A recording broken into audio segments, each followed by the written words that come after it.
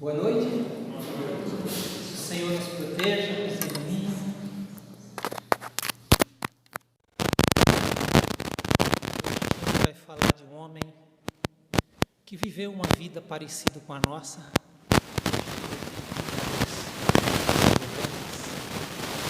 mas venceu. E é um espelho para que nós também possamos vencer o nosso problema. Ele nasceu em Tagaste, norte da África, região da Namíbia.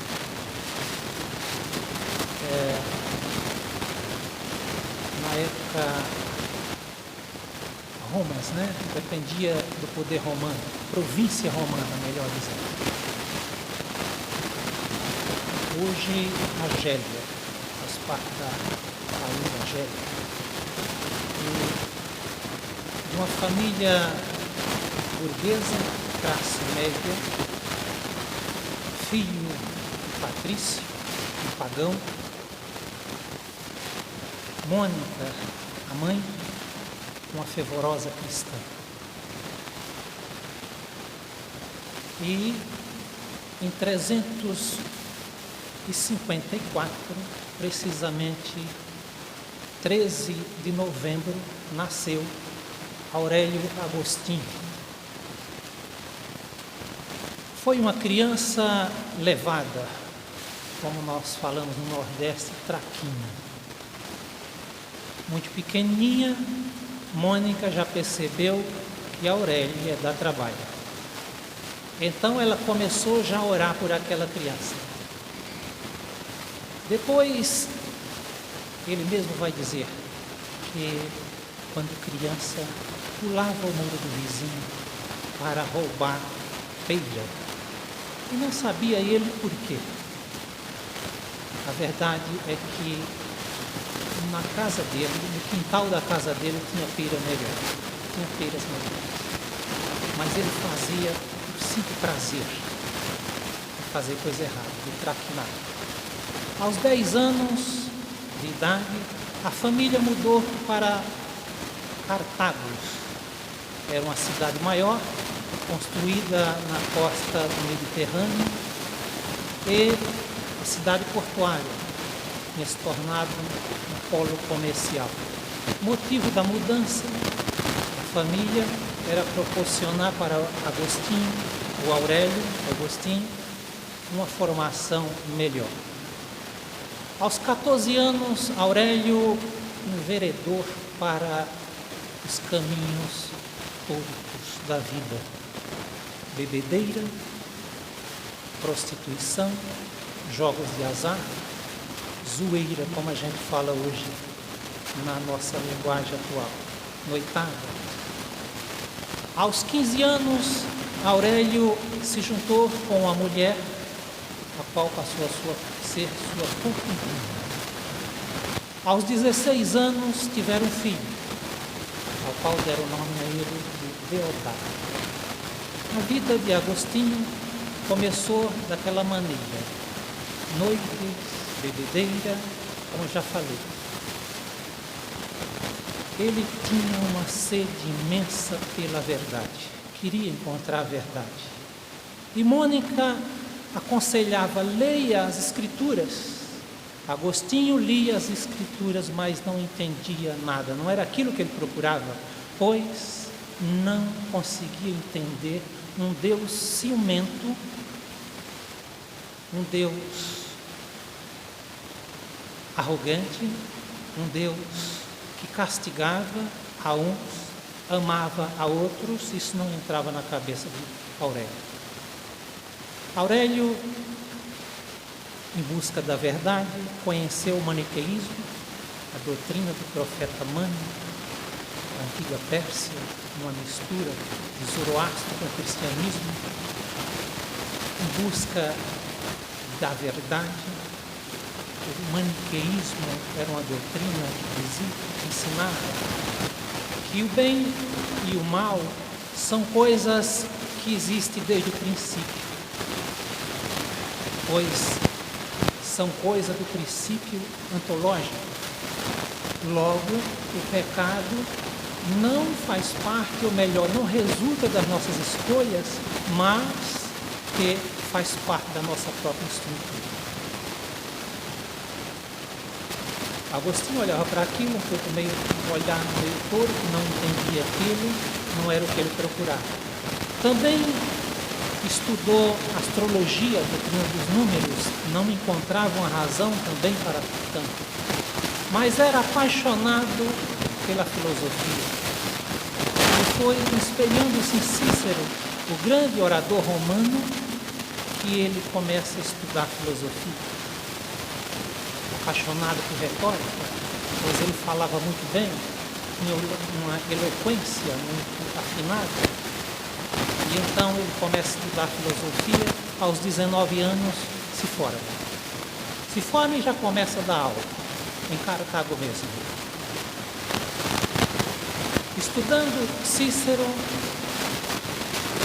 precisamente o livro de Hortência, um livro que já não existe mais, certa vez ele se depara com determinada frase de Cícero dizendo: retórica é bobagem. O que realmente vale a pena é a verdade que pode ser encontrada na filosofia. Aquilo deixa um pouco Aurélio desconfiado. Já procurava no maniqueísmo, na numerologia, na filosofia helenística e não encontrava o que ele procurava. Já tinha estudado as escrituras, então um imenso vazio, tantas dúvidas, conflitos internos ele vivia. O homem que já era filósofo, estudando constantemente, mas não conseguia tirar as dúvidas que tinha em busca da verdade. Questionava Deus constantemente. Como pode? Deus tão bom e tanta miséria, tanta dor, tantas pessoas sofridas, tanta maldade. Como pode Deus ser tão bom? Questões de Santo Agostinho. Mais para frente, ele começa a estudar filosofia indicada por Cícero, de Platão, filosofia de Platão. E ele, estudando Platão, lê determinada frase: é na meditação que o homem pode encontrar-se com o maravilhoso, com o inteligível. Aquilo deixa ele um pouco mais sossegado e aprofunda-se estudando aqui as filosofias. Ele dava aula, era filósofo, muito bom em retórica, e o filósofo daquela época era uma espécie de clínico geral, fazia de tudo, inclusive advogar. E ele gostava de fazer esse trabalho. As aulas de filosofia não davam muito dinheiro. E ele, lá para os 28 anos, estava muito preocupado porque a inadimplência era grande. Os alunos não pagavam a mensalidade. E certo dia, ele conversava com o prefeito de Roma a respeito desse problema que vivia, e o prefeito de Roma fez uma proposta para ele: por que você não vai para Roma ensinar lá? E então ele decide, sai de Cartago, muda, renuncia àquela vivência a dois que vivia com aquela mulher, depois de 13 anos de convivência, vai para Roma, funda uma escola e começa a ensinar agora em Roma.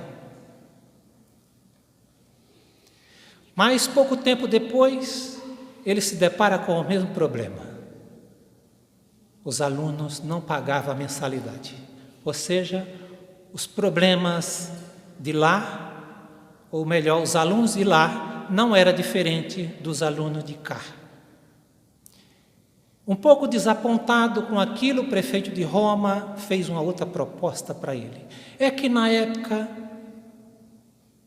isso por volta do ano 62, não, já 380 303.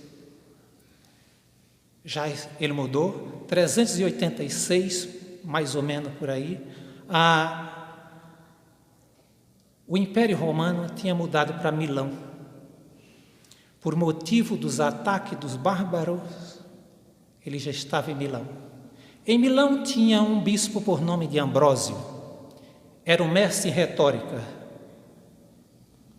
Ele tinha se tornado o principal conselheiro do imperador Valeriano. Então, o prefeito de Roma tinha uma rivalidade com o bispo Ambrósio. E para afrontá-lo, conseguiu um emprego para Aurélio na corte, na área da retórica. O tiro saiu pela culatra, porque quando Aurélio chegou em Milão, conheceu o bispo Ambrósio e se apaixonou pelo sermão daquele bispo.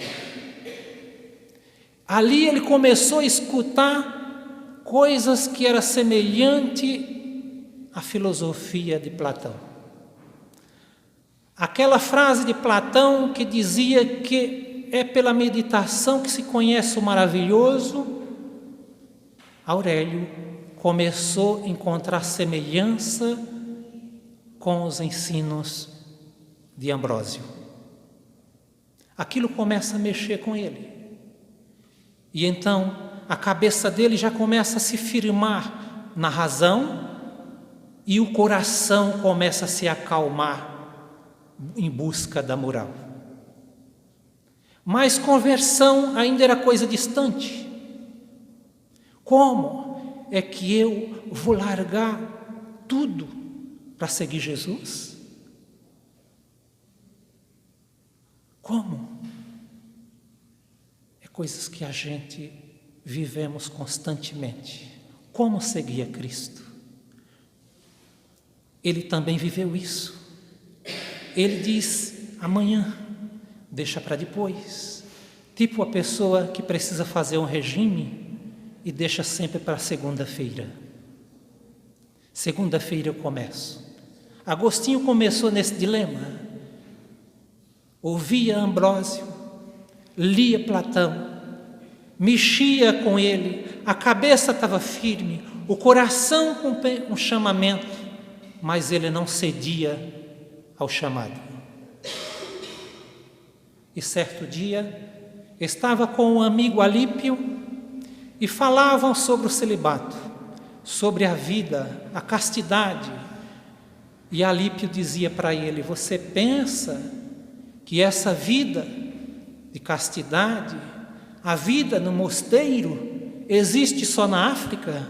Sim, ele falava isso porque foi na África onde começou os mosteiros, por intermédio de Santo Antão, lá em Alexandria. E Alípio dizia para ele, você pensa que é só coisa de lá? Aqui mesmo em Milão, tem um grupo de rapazes que converteram-se à vida celibatária. A castidade, aqui mesmo, pertinho de nós. Quando terminou aquela conversa, Agostinho tinha inculcado essa coisa na cabeça dele e dizia para si mesmo, se eles podem, por que eu não posso? Inculcado, se eles podem, por que eu não posso? E certo dia, lendo Paulo, que teria sido indicado a leitura por o bispo Ambrósio, a mesa estava cheia de livros, e ele, no terraço de casa, ouvia uma voz, tome lego, toma e lê, toma e lê. E ele procurou em casa, não tinha ninguém. Foi no jardim, também não tinha ninguém, debaixo da figueira não tinha ninguém. Ele saiu na rua, também não viu ninguém. Voltou um pouco apreensivo e para si ele dizia, é um chamado de Deus. Então ele volta àquela mesa que estava cheia de livros e pega o livro, abre e coloca o dedo sobre uma página. Era o livro de Romanos e ele coloca o dedo justamente no capítulo 13, versículo 13 e 14 aos Romanos. E lê: vestimos-nos da verdade. Vestimos-nos da verdade. Livremo-nos. Vivamos como um dia de felicidade. Não na bebedeira, na prostituição, libertinagem, orgia, brigas e ciúmes, mas revestimos do Senhor Jesus Cristo e livremo-nos dos instintos egoístas. Isso mexeu tanto com Aurélio que ele procurou Ambrósio, o bispo Ambrósio, se batizou aos 32 anos.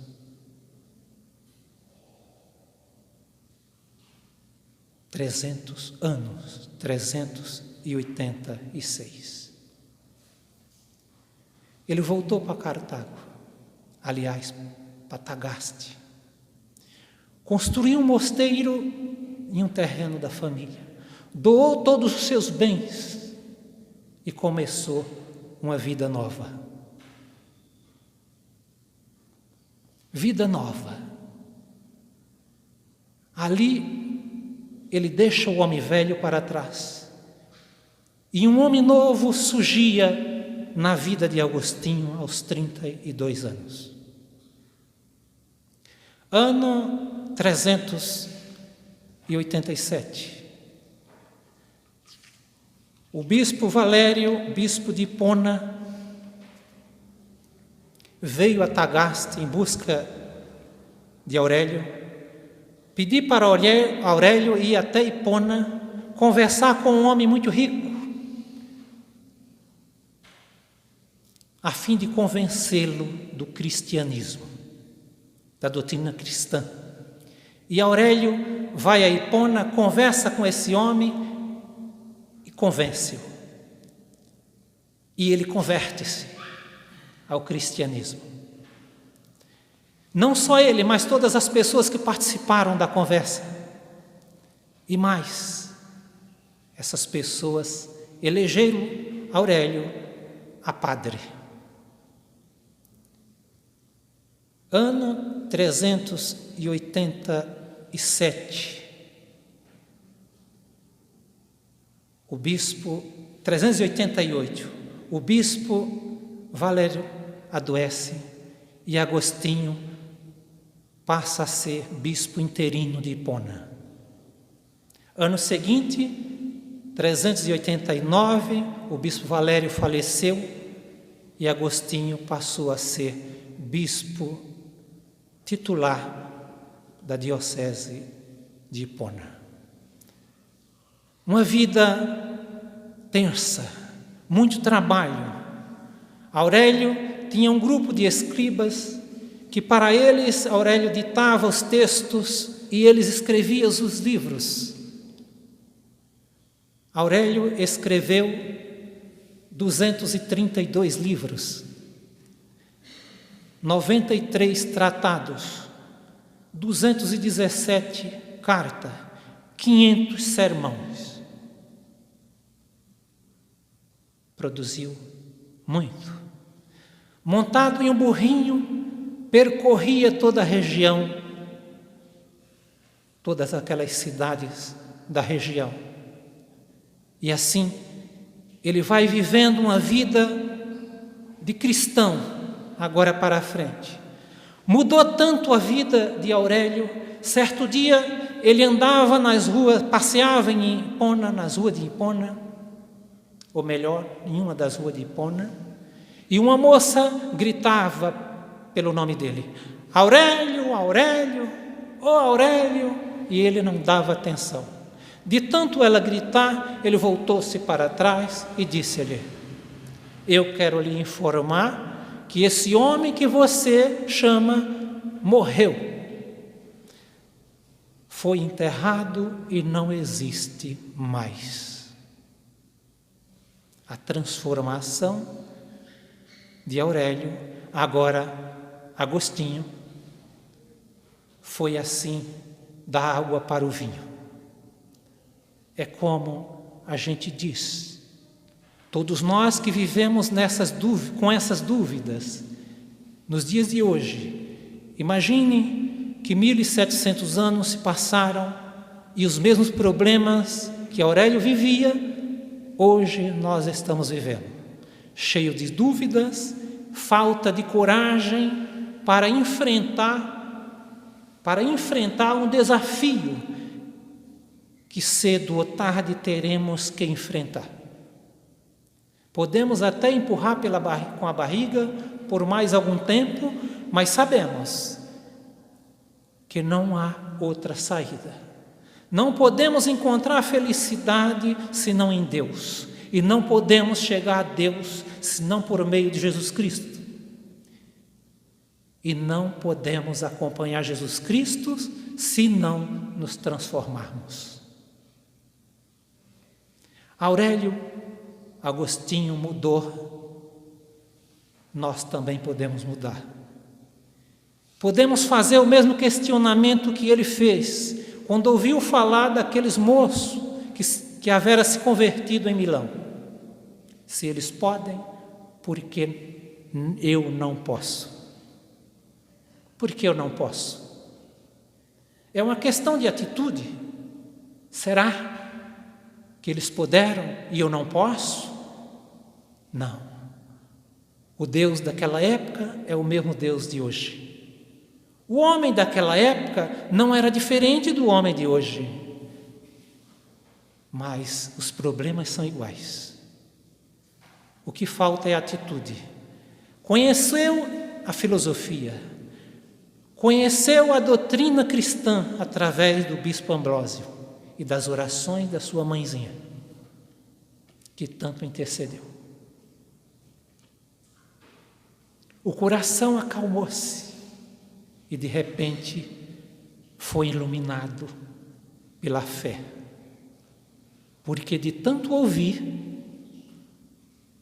ele chegou à conversão.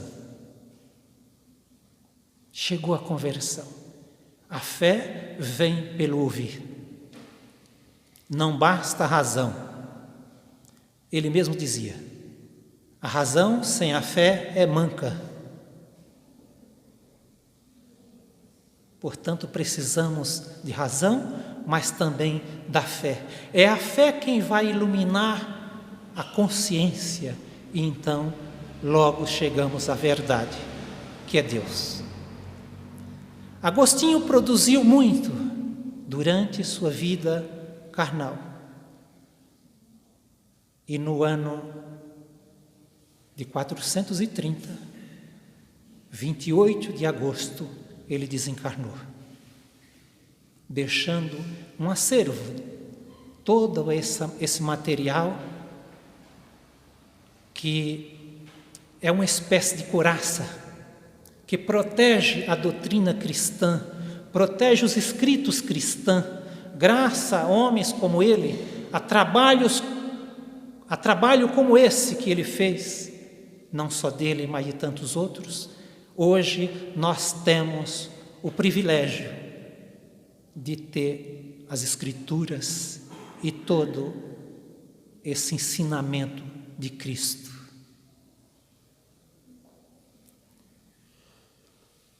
Na codificação, Aurélio Agostinho tem uma participação fantástica. 36 mensagens ele deixou na codificação, 12 na revista do ano de 1862, 8 no Evangelho segundo o Espiritismo, 5 no Livro dos Espíritos e outras mensagens das demais obras. O espírito Erasto diz que Aurélio Agostinho foi uma das principais manifestações. Ele é um dos maiores vulgarizadores da doutrina espírita.